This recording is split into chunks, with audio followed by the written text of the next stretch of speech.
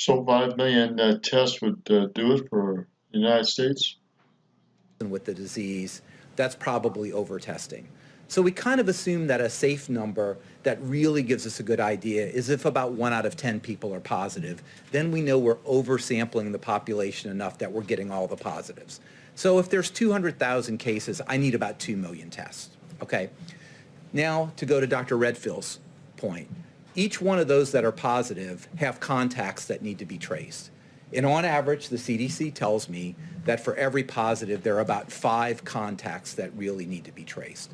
So let's assume that those 200,000 people have 5 contacts. So now we have an extra million tests. So 2 million tests out there to detect the 200,000 cases, an extra million out there to trace those contacts. So we're up to about 3 million cases. If you want to put a fudge factor, say that's 4 million tests, okay? Those are generally done at the main hospital labs, the commercial labs, state and regional labs. All this can be done, as well as some of the labs talked about by Dr. Burks. Next slide.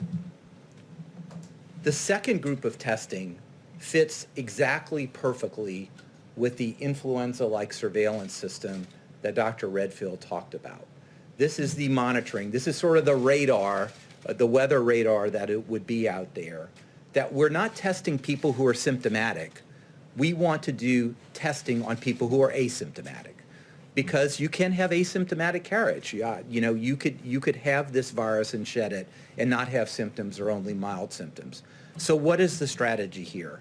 The strategy here, this is an unprecedented strategy, okay? This is really unprecedented. But we're going to do between 300,000 and 500,000 tests per week in the most vulnerable populations that we know that the virus could circulate. And what are they? Number one, nursing home and long-term care facilities. We know that from the history of this virus that can circulate and be devastating, and it could circulate even in a way that you don't have symptoms. So we're going to survey in a very controlled way, driven by the CDC, supervised by the CDC, surveys over, we may not get to everyone, but surveying in the areas to cover in a selective way the 15,000 or so nursing homes. Secondly, we want to work in vulnerable members in cities. And this is the way we think about that is community health centers. I'm a huge fan of community health centers that are led by HRSA. There are about 30,000 community health center sites. They take care of 30 million people, children, adults, elderly. They care for about 1/3 of Americans below the poverty level. They are arrayed to take care of our most vulnerable populations. So we want to survey asymptomatic people in those community health centers.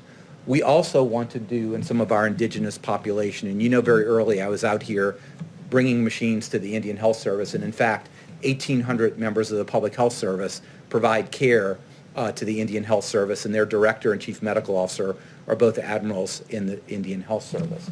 Plus workplace monitoring, particularly for workplace environments that may have very close contact or may have a high risk, and some of those could be agricultural facilities. So let's just total that up. We have 200,000 people who need a diagnosis. To make that diagnosis, we want to test 2 million. Okay, so that's 2 million. We're going to contact trace with 1 million. And let's just throw you a fudge factor of about 25% on that, so that's 4 million. And we have this background testing of about 400,000 per month. So to safely do the testing, we need to be in the range of 4.5 million. You followed my numbers because I want you to understand per month. For phase that. one. Pardon me? For phase one. For phase one, right? For phase one.